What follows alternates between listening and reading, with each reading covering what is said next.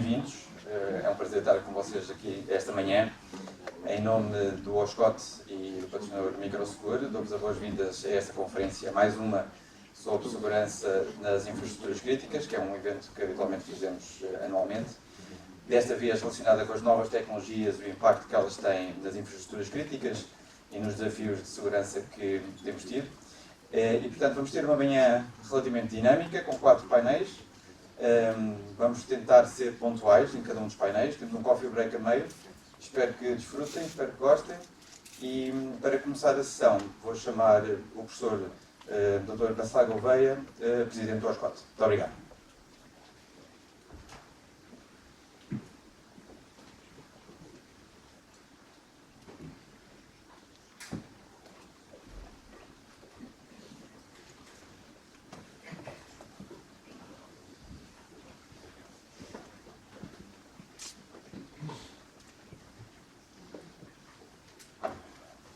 Então, muito bom dia a todas e a todos, um grande gosto aqui estar de novo. Recordo o ano passado, em que também tivemos uma iniciativa parecida com esta, aliás um dia de chuva, lembro perfeitamente de chuva torrencial.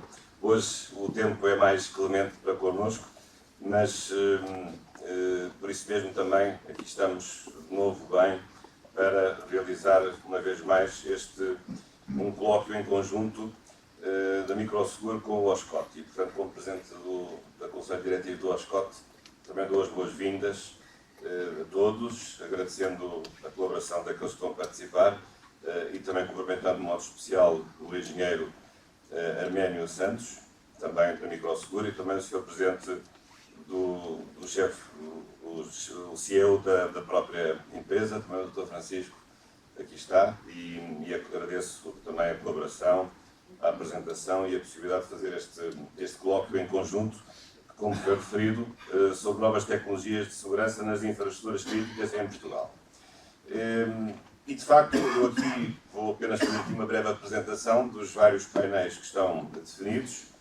Há um ponto prévio que eu queria aqui dizer, também pedir desculpa em nome da organização, porque, de facto, estava confirmada a presença de Sua Excelência, Sr. Ministro da Administração Interna, mas por coisas de última hora, que já calculam quais sejam, ou seja, a campanha eleitoral no Partido Socialista, como é natural, seja um dos candidatos, a Secretário-Geral, realmente ele pediu desculpa, mas não acabou por não poder estar. Aliás, inicialmente pensou que eu pudesse estar no fim, mas nem no fim nem no princípio, o jogo estará em Évora hoje, pelo menos uma parte do dia, e portanto recebemos essa notícia há 2 ou 3 dias e portanto o nome dele ainda figurou aqui no programa, mas acho que não houve possibilidade de alterar. Portanto, fica feito aqui também um pedido de desculpas e, de facto, transcendemos essa impossibilidade, transcendemos, e temos muito gosto em ter aqui o Sr. Ministro, mas o futuro depois dirá se vamos ter de novo o Dr. José Carneiro nessa ou noutra qualidade, mas certamente que algo já ficará, que foi todo o seu trabalho à frente do Ministério da Administração Interna, isso penso que é o objetivo. E também por isso faço aqui esta saudação e invoco também o seu nome, agradecendo a parte dele, toda a colaboração que deu, também em relação ao OSCOT e a várias iniciativas que foram desenvolvidas. Em relação aqui à minha intervenção, eu gostaria de falar um pouco sobre a importância das infraestruturas críticas, agora de uma perspectiva, digamos assim, um pouco mais geral, ou talvez de perspectiva de políticas públicas. Nós sabemos que as infraestruturas críticas têm sido algo cada vez mais referido. Hoje penso que há uma maior sensibilidade por parte da opinião pública em relação à importância das infraestruturas críticas. Aliás, até falamos cada vez mais de mais infraestruturas críticas, em diversas perspectivas, não apenas numa perspectiva mais clássica, mas novas perspectivas, e sabemos que essa realidade é uma realidade muito importante para a segurança nacional. E ao contrário do que muitas pessoas pensam, não é uma realidade que se possa compartimentar ou só para a defesa nacional, ou só para a segurança interna, ou só para efeitos de proteção civil. Digamos que a ideia, o conceito de infraestruturas críticas é um conceito que é transversal a várias realidades da segurança, naquilo que podemos chamar em conjunto a segurança nacional. E como é que nós podemos ver isso?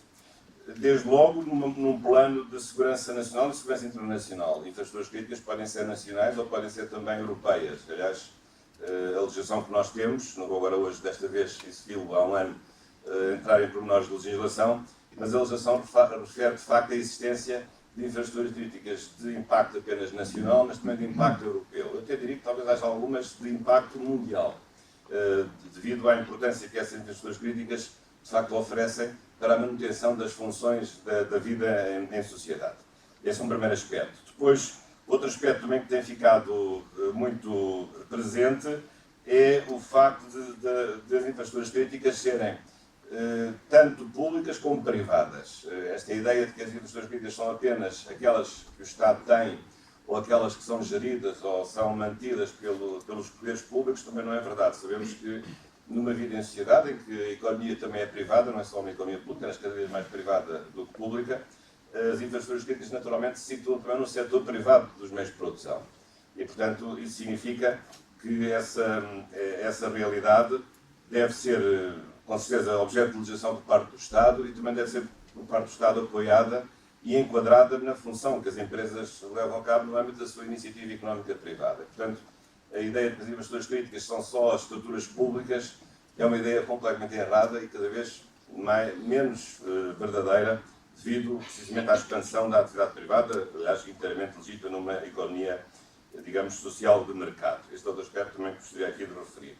Depois também, e ao contrário do que a legislação diz, as infraestruturas críticas acabam hoje por existir em todos os setores de atividade. Eu recordo o tal anexo ao diploma que se refere às infraestruturas críticas, um anexo que é questionável, porque é um anexo que apenas refere a alguns setores de atividade, estou a referir-me ao Decreto-Lei 20 de 2022, e esse tal famoso anexo, a certa altura, diz que delimita as infraestruturas críticas num conjunto de atividades que estão aqui referidas: energia, transportes, comunicações, saúde, indústria, órgãos de soberania, defesa, segurança, enfim, várias realidades. Mas a verdade é que em praticamente todos os setores de atividade, até talvez a cultura, por exemplo, que não está aqui, pode haver infraestruturas críticas.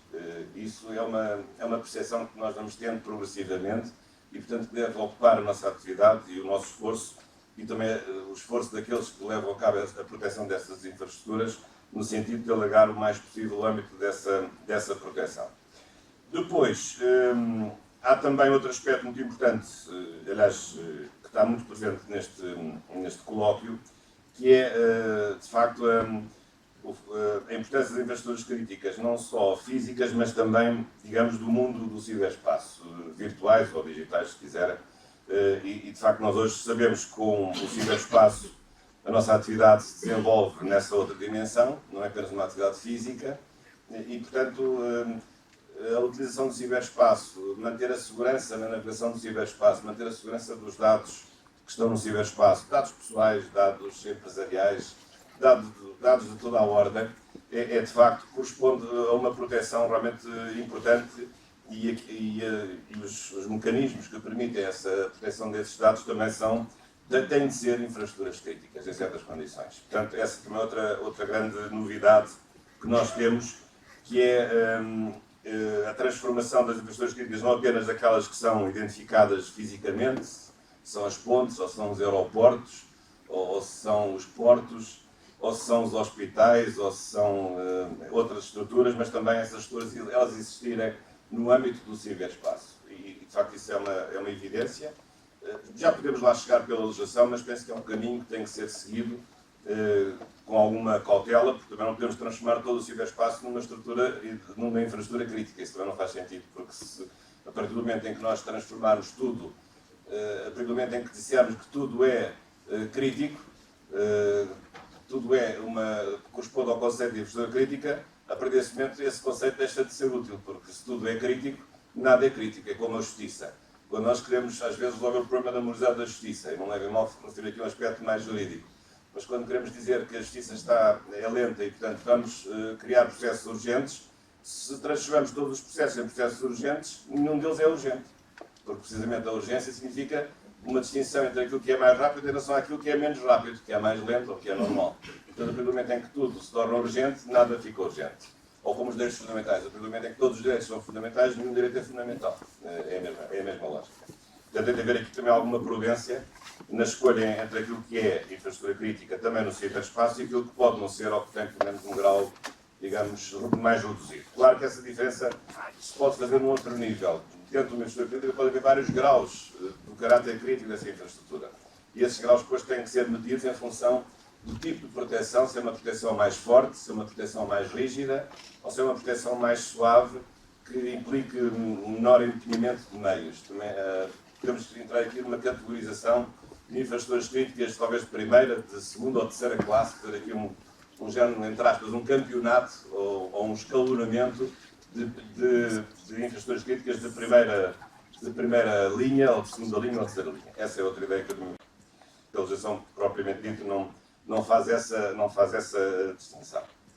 Depois, agora, sabem que do ponto de vista legislativo, a legislação que existe traduz dois momentos. O momento da identificação das infraestruturas críticas, que é preciso identificar, e de acordo com este decreto-lei, de facto há uma entidade que procede a essa identificação, e portanto isso é realmente necessário, porque muitas vezes essa identificação é problemática, porque podemos cair em dois erros graves, ser tudo infraestrutura crítica ou nada ser, ou não ser identificadas certas infraestruturas críticas que são as mais importantes e poderem falhar. Isso é uma tarefa do Conselho Nacional de Planeamento Civil de Emergência, no âmbito da proteção civil, e depois a seguir, identificadas essas infraestruturas críticas, se forem europeias, tem de haver uma comunicação aos órgãos da União Europeia, depois tratar de fazer os planos de proteção que depois devem ser aprovados pelo Sistema de Segurança Interna. Acho que era interessante, uma vez que nós nos referimos isto há um ano, fazer o balanço daquilo que se passou neste ano. E eu julgo que o balanço não é assim muito animador, porque para já há muitas infraestruturas críticas que ainda não foram identificadas. Por outro lado, há um ano havia dúvidas sobre o funcionamento da famosa plataforma informática em que todas as fichas das infraestruturas críticas deviam ser referidas e registadas, e, portanto, tudo isso, a plataforma de registro de informação de infraestruturas críticas, e isso de facto é necessário para que isto possa funcionar. E depois, havendo planos de segurança, saber se esses planos são efetivamente fiscalizados, porque esta realidade também é uma realidade altamente volátil do ponto de vista dos riscos e das ameaças que estão sempre a surgir. E, portanto, se esta atividade de fiscalização dos planos de segurança não for feita com efetividade e com permanência, é muito provável que as coisas caiam no esquecimento, que haja novos riscos que não sejam cautelados e esses planos de segurança não possam estar devidamente atualizados. Portanto, penso que essa é outra questão, se fazer aqui uma avaliação da aplicação desta legislação. Portanto, por um lado, para saber se a legislação está a ser cumprida, com certeza. O outro aspecto é um aspecto mais de natureza económica, saber verdadeiramente os custos que estas infraestruturas críticas implicam, sobretudo para as entidades privadas. Claro, também há custos para as entidades que são públicas. Os custos, na verdade, são os custos ligados à criação desses planos de segurança e à colocação dos sistemas de proteção dessas infraestruturas críticas, mas muitas vezes estes custos podem ser custos muito elevados e podem também fazer encarecer certas atividades económicas em que essas infraestruturas críticas possam surgir. E, portanto, também esse é outro aspecto que é importante referir. Aliás, isto do ponto de vista jurídico é interessante porque nós, em direito, muitas vezes também, ao contrário do que muitas vezes pensam, nós também percebemos alguma coisinha de economia. E até há um ramo do direito muito interessante que é chamada análise económica do direito. Isto é, o facto de fazerem leis que imponham direitos e confiram deveres, essas leis têm um custo económico. Aliás, a começar pelos direitos sociais. Quando nós consideramos nas Constituições o direito à saúde, ou o direito à ação social, ou o direito à escola pública, isso tem custos. Os direitos não caem do céu, têm que ser pagos pelos correspondentes serviços públicos ou serviços privados, que às vezes produzem os mesmos bens públicos, até com mais eficiência e com mais qualidade e com menos despesa, não é? Sabemos disso, sobretudo no campo da saúde, em que neste momento cerca de metade da saúde de Portugal já é fornecida por entidades privadas. Portanto, há uma análise económica do direito, que é muito importante. Estou a referir agora aos direitos fundamentais, mas também nos podemos referir a outras coisas. E aqui o papel das leis não pode ser um papel de fazer encarecer desnecessariamente uma atividade económica através de uma regulamentação que surja como digamos, inútil ou burocrática ou excessiva, que faz precisamente encarecer a atividade económica de uma forma desnecessária, sem qualquer utilidade económica. Esse é um problema. Claro que há outro problema associado a este, que é o problema da burocracia gerar, digamos, um maior risco de corrupção. Nós sabemos que isso é outra dimensão, digamos, de procedimentos burocráticos exagerados ou inadequados, mas, de facto, penso que este é um exemplo claro, um de muitos exemplos que nós podemos dar para olhar para a legislação e ver que essa legislação também tem uma dimensão económica que muitas vezes não é racional. Nós sabemos que a decisão económica é uma decisão, por definição, uma decisão racional. Digamos, a decisão económica é uma decisão em que digamos, o decisor vai maximizar as suas utilidades e vai minimizar, obviamente, digamos, os custos que tem com essa mesma decisão. Ora, muitas vezes a legislação não tem em conta a dimensão económica que está subjacente àquele fenómeno que está a regular. E penso que isso também existe, não é o único, mas também existe, obviamente, em matéria de infraestruturas críticas. Agora, em relação ao futuro, e eu agora talvez referisse aqui esta ideia das infraestruturas numa perspectiva um pouco mais ampla. E há coisas que estão ainda por fazer ou possivelmente por concretizar. Bem, desde logo, o que é sempre lamentável, estamos a chegar ao fim do ano, de 2023, e ainda não temos o conceito estratégico de defesa nacional aprovado. Já agora. Nós sabemos que a Lei de Defesa Nacional diz que de 10 em 10 anos deve haver a renovação do conceito estratégico de defesa nacional. É verdade que esse conceito está redigido, há um documento que foi feito por um grupo liderado pelo professor Nuno Severino Teixeira, mas isso que eu saiba foi em julho. Já estamos em fins de novembro. Onde é que está o conceito estratégico de defesa nacional? Ainda não vi aprovado, porque será aprovado por resolução do Conselho de Ministros, e tenho as minhas dúvidas, como o Governo de Gestão, eu tenho a possibilidade de o fazer. Mas é pena, porque esse conceito é um conceito importante, e reparem que em 10 anos muita coisa mudou do ponto de vista da defesa nacional. E nessa matéria também estão lá, certamente, as infraestruturas críticas e a identificação das vulnerabilidades de Portugal em vários domínios, que nós sabemos mais ou menos quais são. Depois também se falava na criação de um conceito estratégico de segurança interna. Também seria uma coisa interessante. Isso ainda será mais difícil. No contexto atual, isso não há nenhuma lei que o diga. Neste momento, esse conceito não está na legislação, na lei de segurança interna, mas seria interessante que estivesse, porque a defesa nacional não é bem a segurança interna, como sabemos, são duas coisas distintas, embora naturalmente que interligadas. Mas a verdade é que essas matérias, que devem ser agora discutidas ou rediscutidas, podem também trazer novos assuntos numa visão um pouco mais estratégica e de futuro. E, de facto, hoje julgamos que é óbvio que há vários elementos que marcam definitivamente uma mudança substancial. Acho que já estamos a viver, mas é uma mudança que, de facto, se tem vindo a consolidar, é uma mudança imparável. Há uns anos nós pensávamos que a globalização era uma coisa da moda, não é? Era uma coisa que depois se resolveria, que depois regressaríamos a um processo reverso de não globalização. Aliás, ainda houve alguns movimentos de anti-globalização, ainda me recordo disso, fora de Porto Alegre, por exemplo. Mas acho que hoje já ninguém tem dúvidas que esse processo é um processo irreversível. E, portanto, globalização também se pode falar no processo da digitalização da própria sociedade mundial. Isso também é um processo irreversível. Como é que é um processo irreversível? A maior mobilidade das pessoas, com tudo o que isso implica, sobretudo dos fluxos migratórios, que são também imparáveis, e por maiores que sejam as regras de rigor, ou de rigidez, ou até de nacionalismos disparatados, é evidente que esses fluxos existem e eles têm que ser encarados tal como eles são, naquilo que eles têm de bom e naquilo que eles têm de mau.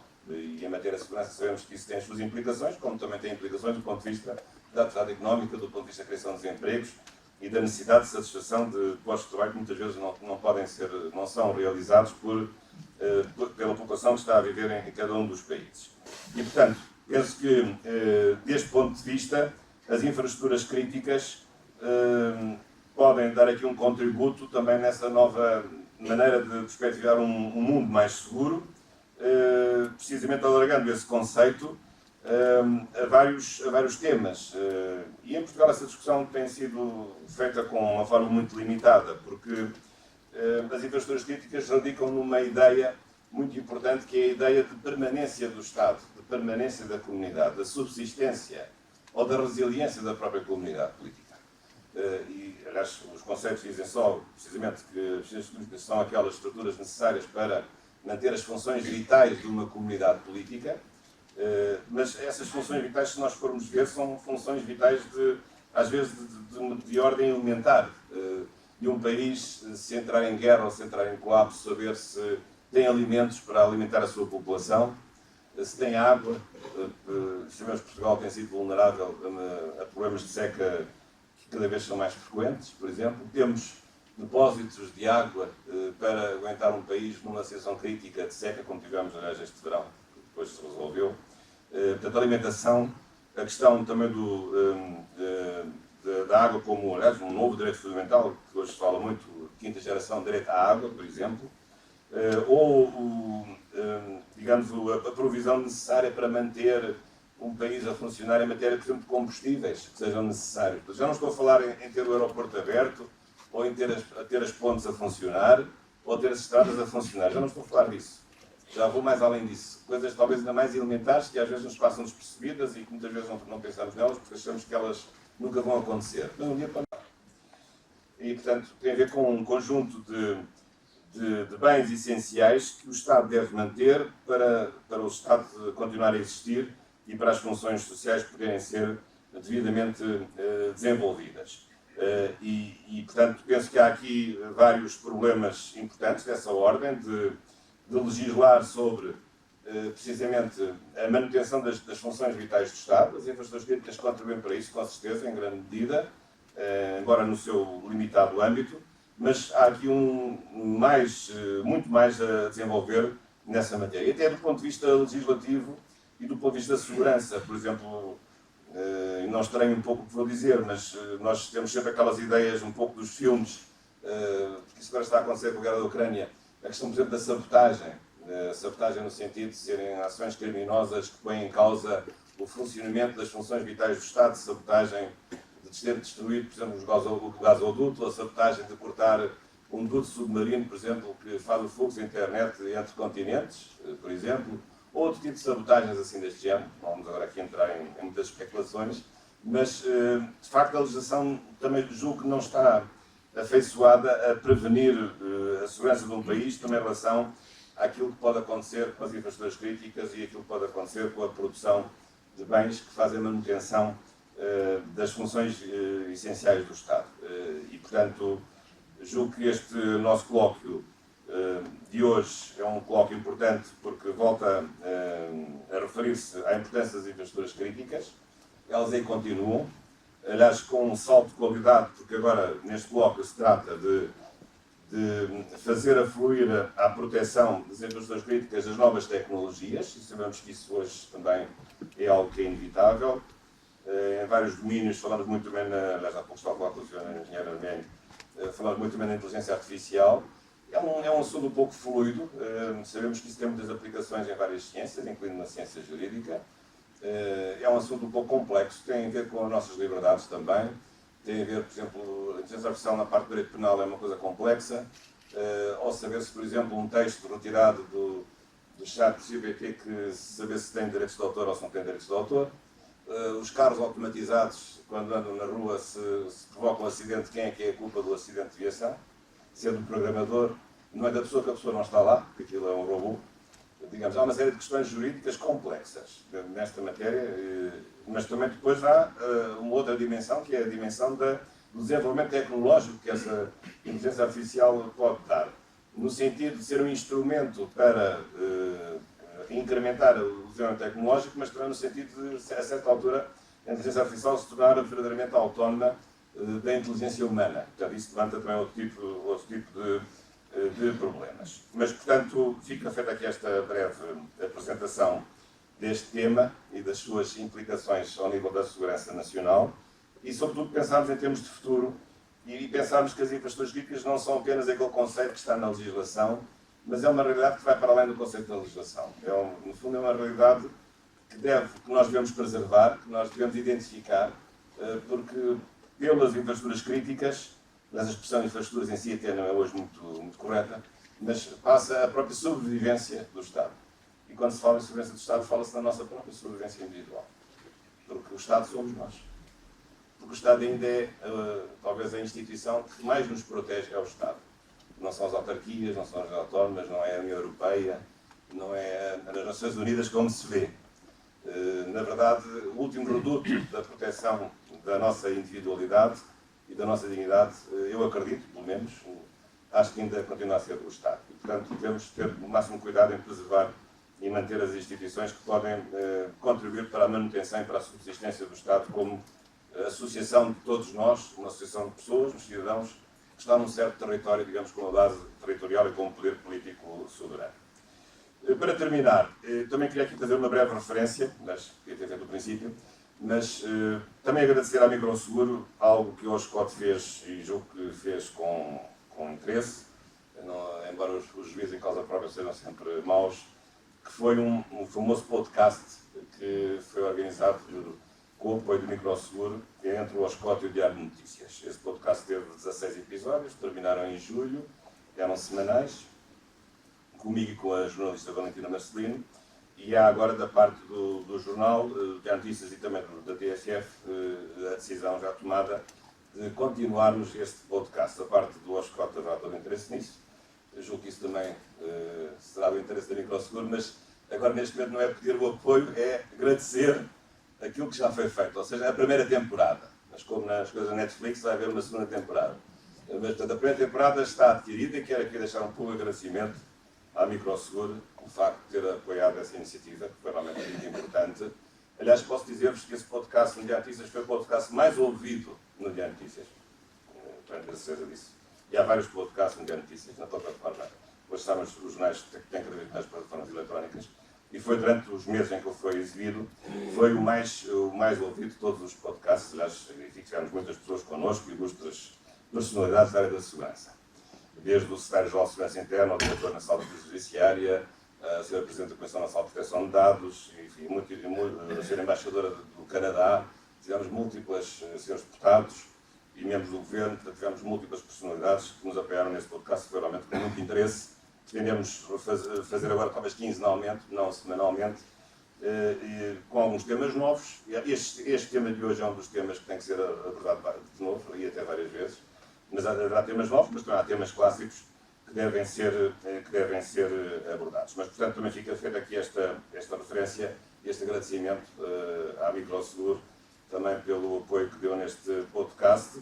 Claro, na esperança de que também possa esse apoio renovar-se para o futuro, digamos agora num novo formato de ser quinzenal. Já agora, também só para terminar, também ali fora, além de terem vários expositores com as várias tecnologias que a Microseguro oferece, também desta vez, e agradeço também à Microseguro essa possibilidade, a Livraria Almedina, que é a principal editora de livros jurídicos, também tem ali uma banca, uma montra com alguns livros jurídicos, alguns da minha autoria, e portanto também ficam convidados a poder comprar um desses livros, porque julgo que se faz um preço especial. Eu próprio tenho aqui um livro que trouxe, em que trata estes assuntos de proteção civil e segurança comunitária. Um dos assuntos é a questão da segurança civil e espaço, mas também fica feito aqui este anúncio, digamos, este auto-anúncio, esta autopublicidade em relação aos livros que eles estão à venda, desde o direito da segurança, este livro, e aliás o mais recente, que é uma legislação de direito da segurança que eu publiquei há cerca de um mês, que tem no fundo as leis principais da segurança nacional, ou seja, a lei da Constituição tem a lei de defesa nacional, tem a lei de segurança interna, tem a lei de base de proteção civil e tem as duas leis do sistema de informações, a lei quadro e a lei orgânica do sistema de informações da República Portuguesa. Portanto, muito obrigado pela vossa atenção e muito agradados nós estamos no Scott por esta parceria com a Microseguro, que se vai manter. Também cumprimento todos os colegas do Scott, os colegas dirigentes. Estou a ver aqui o Dr. Vasco Franco, o António também está aqui connosco, o Lídio Lopes, também agradecendo a vossa presença e também a vossa colaboração na organização deste colóquio. E da minha parte é tudo. E, portanto, agora podemos passar ao primeiro dos painéis. E também vejo aqui vários associados do Scott, já agora sintam-se todos cumprimentados. Como se diz em Moçambique, todo o protocolo observado e assim a pessoa não se esquece de ninguém. Muito obrigado pela vossa atenção.